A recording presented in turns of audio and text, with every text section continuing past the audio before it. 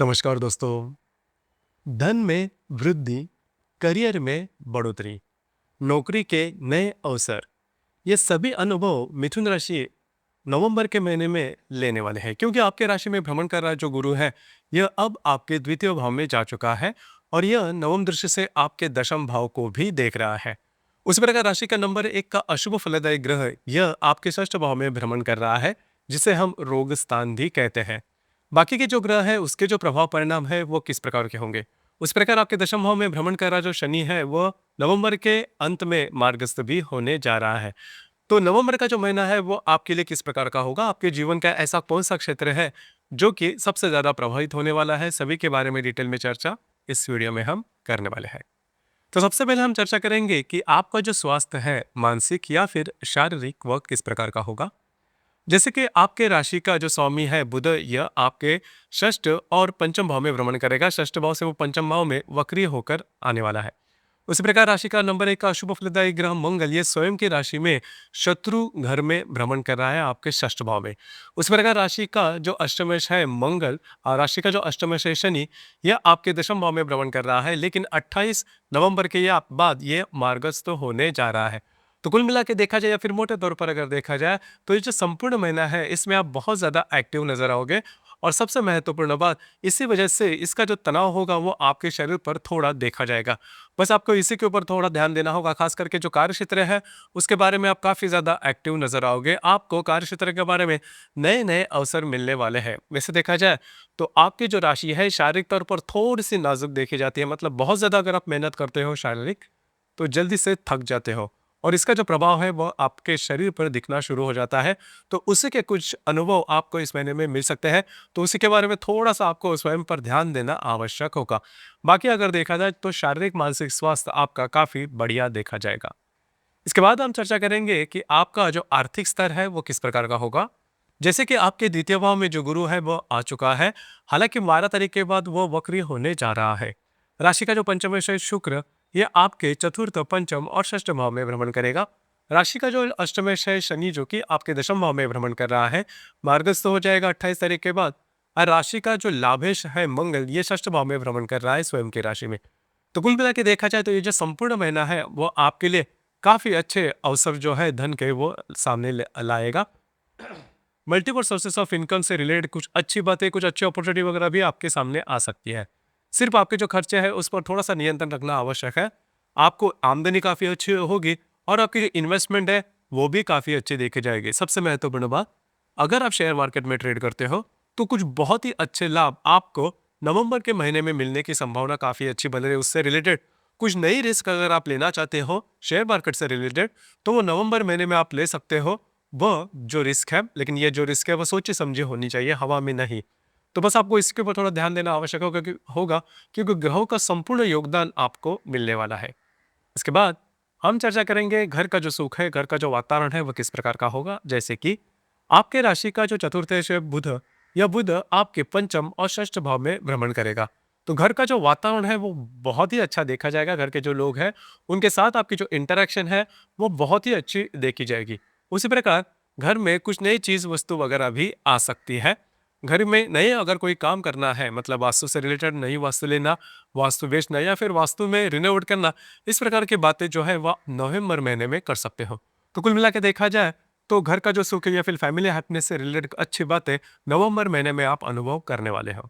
उसी प्रकार अगर आप किसी के रिलेशनशिप में है तो आपकी राशि का जो षष्ठ पंचमेश है बुध, जो कि आपके षष्ठ भाव से पंचम भाव में भ्रमण करेगा, वहीं पर रवि और बुध भी विराजमान है। रवि और शुक्र भी विराजमान है। तो खास करके अगर आप किसी के रिलेशनशिप में है, पिछले करीबन 10-15 दिनों में आपने देखा होगा कि रिलेशनशिप में जो व्यक्ति है उनके साथ आपकी जो हार्मनी है वो कुछ ठीक नहीं चल रही है। छोटी मोटी बातों को लेकर जो तकरार है वो थोड़ी ज्यादा बढ़ रही है। बिल्कुल चिंता ना करें, जो बातें हैं वो आपके लिए काफी ज्यादा नॉर्मल होती हुई नजर आएगी। और सबसे महत्वपूर्ण बात, जो व्यक्ति, जो मिथुन राशि के व्यक्ति नई रिलेशनशिप में जाना चाहते हैं उनके लिए ये जो समय है वो बहुत ही अच्छा और खास देखा जाएगा। खास करके करीबन 12-13 तारीख के बाद का जो समय है वो आपके लिए शुभ फलदायी साबित होगा।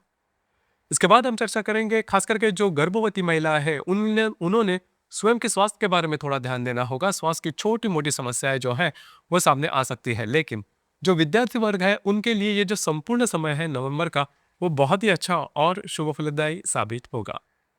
इसके बाद हम चर्चा करेंगे वैवाहिक जीवन के मामले में कि आपका जो वैवाहिक जीवन है वो किस प्रकार का होगा। जैसे कि आपके राशि का जो सप्तमेश है गुरु, या आपके द्वितीय भाव में भ्रमण कर रहा है।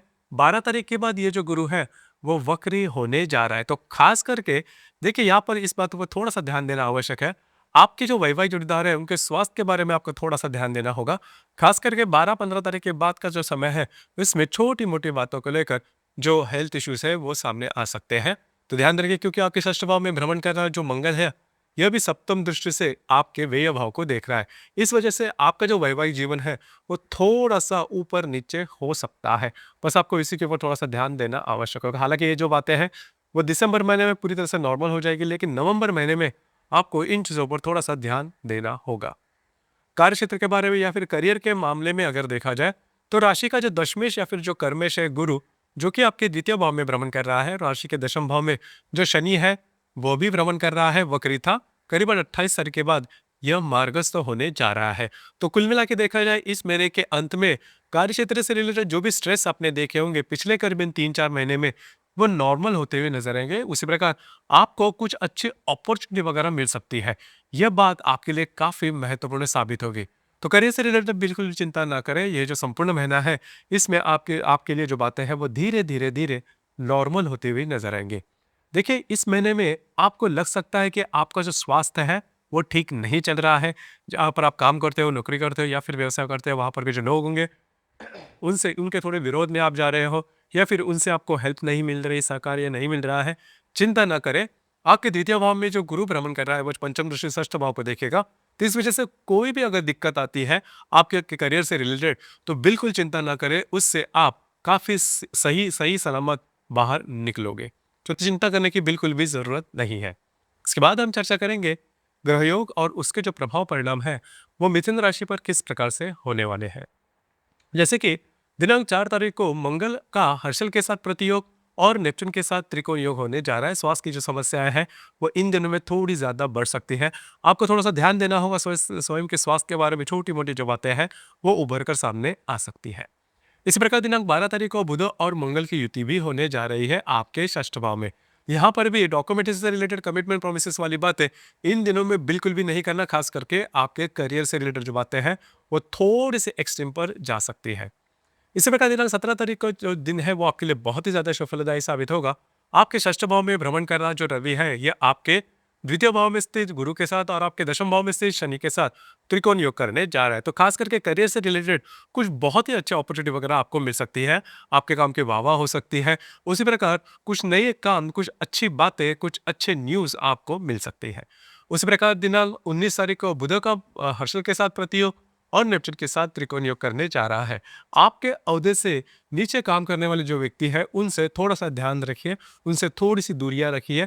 उनसे जो बातें हैं वो आपके लिए थोड़ी बहुत प्रॉब्लमेटिक हो सकती है। इसी प्रकार दिनांक 21 तारीख को रवि का हर्षल के साथ प्रतियोग और नेपच्यून के साथ त्रिकोण योग होने जा रहा है। यहाँ पर भी आपको कामकाज से रिलेटेड जो बातें हैं वो थोड़ी सी ऊपर नीचे हो रही, इस प्रकार के थोड़े बहुत आपको अनुभव मिल सकते हैं, लेकिन इसका बहुत बड़ा परिणाम आपके करियर पर देखा नहीं जाएगा। इसी प्रकार दिनांक 22 तारीख को बुध का गुरु और शनि के साथ त्रिकोण योग होने जा रहा है। आपके षष्ठ भाव में स्थित बुध के साथ द्वितीय भाव को गुरु और दशम भाव का जो शनि है वह त्रिकोण योग करने जा रहा है। यह ग्रह योग आपके लिए बहुत ही ज्यादा सुफलदायी साबित होगा। कुछ अच्छी बातें हो सकती है, बेटर हैपनिंग हो सकती है। आपका जो मूड, कॉन्फिडेंस, एनर्जी काफी अच्छी देखी जाएगी। कुछ नए काम की शुरुआत आप इन दिनों में करने की संभावना काफी ज्यादा बन रही है। इसी प्रकार दिनांक 26 तारीख को शुक्र का गुरु और शनि के साथ त्रिकोण योग होने जा रहा है। यह भी त्रिकोण योग आपके लिए बहुत ही महत्वपूर्ण और अत्यंत शुभ फलदायी साबित होगा। कुछ अच्छे लाभ वगैरह मिल सकते हैं कार्यक्षेत्र के बारे में। उसी प्रकार अगर आप किसी व्याधि से पीड़ित हैं तो उससे रिलेटेड कुछ अच्छी बातें आपके सामने आ सकती है। मतलब आप पूरी तरह से ठीक ठाक हो जाओगे। आपकी जो हेल्थ कंडीशन है वो काफी नॉर्मल होते हुए नजर आएगा। उसी प्रकार दिनांक 30 तारीख को शुक्र का नेपच्यून के साथ त्रिकोण योग और हर्षल के साथ प्रतियोग होने जा रहा है। तो जहां पर आप काम करते हैं वहां पर के जो महिला वर्ग होंगे उनसे थोड़ा सा आपको बचना होगा। बाकी अगर देखा जाए तो ये जो संपूर्ण महीना है ये आपके लिए बहुत ही ज्यादा शुभप्रदायी साबित होगा। खास करके इस महीने में कार्य क्षेत्र से रिलेटेड कुछ नए काम, कुछ नई बातें, कुछ नए अनुभव आप ले रहे हो। इसी प्रकार इस महीने की जो पूर्णिमा है वो 5 तारीख को है और जो अमावस है वो 20 तारीख को है। पूर्णिमा और अमावस के दिन किसी भी प्रकार के महत्वपूर्ण निर्णय से आपको थोड़ा सा दूर रहना होगा। कमिटमेंट, प्रोमिसेस या फिर डॉक्यूमेंटेशन से रिलेटेड जो बातें हैं, उनसे आपको थोड़ा सा दूर रहना होगा। विवादों में बिल्कुल भी नहीं जाना। तो दोस्तों, ये था मिथुन राशि का नवंबर 2025 का संपूर्ण राशिफल। धन्यवाद।